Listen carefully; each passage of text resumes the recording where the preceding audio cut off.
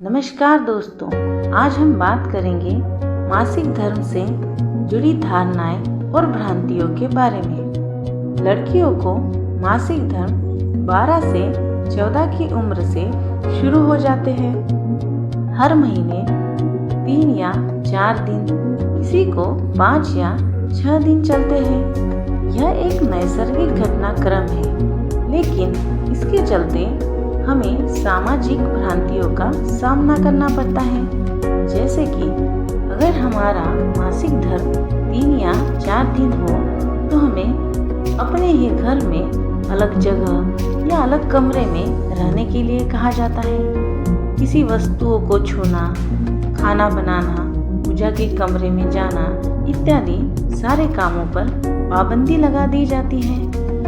यह पाबंदी हमें समाज व्यवस्था से मिलती है या फिर हमारी घर की महिलाएं हमें बचपन से ही ऐसा ट्रेनिंग दे देती हैं। इससे हम बड़े होकर इन सारी पाबंदियों का पालन करना तो सीख ही जाते हैं। कुछ महिलाओं को तो ऐसा भी कहना होता है कि यह सारे नियम पाबंदियां अच्छी हैं, क्योंकि उसके बहाने हमें 4-5 दिनों की घर के कामों से छुट्टी मिल जाती है और थोड़ा आराम हो जाता है। लेकिन हम आराम तो बीमार होते हैं तब भी करते हैं। तो अगर हमारे मासिक धर्म में हमें कोई तकलीफ होती है तो हम वैसे भी आराम कर सकते हैं। इसके लिए इन भ्रांतियों की क्या ही ज़रूरत है। लेकिन फिर भी यह भ्रांतियाँ हमें पूरी तरह से जकड़ लेती हैं।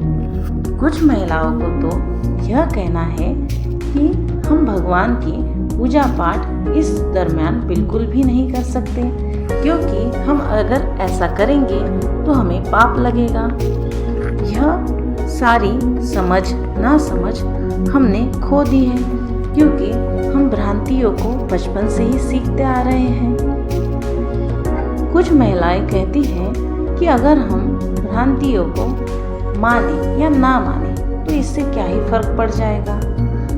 फर्क पड़ेगा अगर हमारा मन है कि हम दीपावली, दशहरा या किसी दुर्गा उत्सव में जाएं, लेकिन हमारे मासिक धर्म की वजह से हम नहीं जा सकते, तो हमें कहीं ना कहीं हमारी स्वतंत्रता का, हमारे अधिकारों का खुद ही गला घोट दिया है।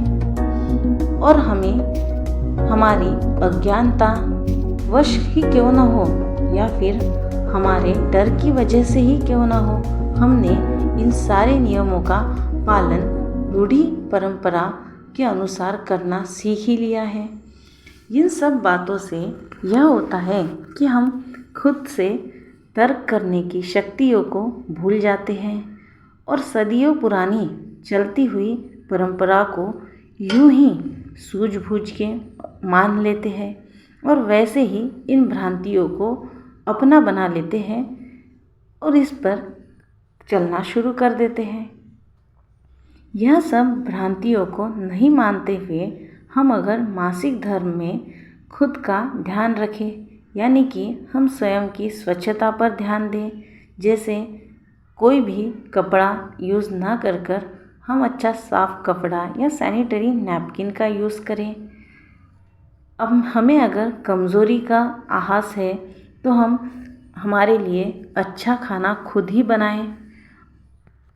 इन तरीक़ों से हम अपनी सेहत का खुद ही ख्याल रख सकते हैं।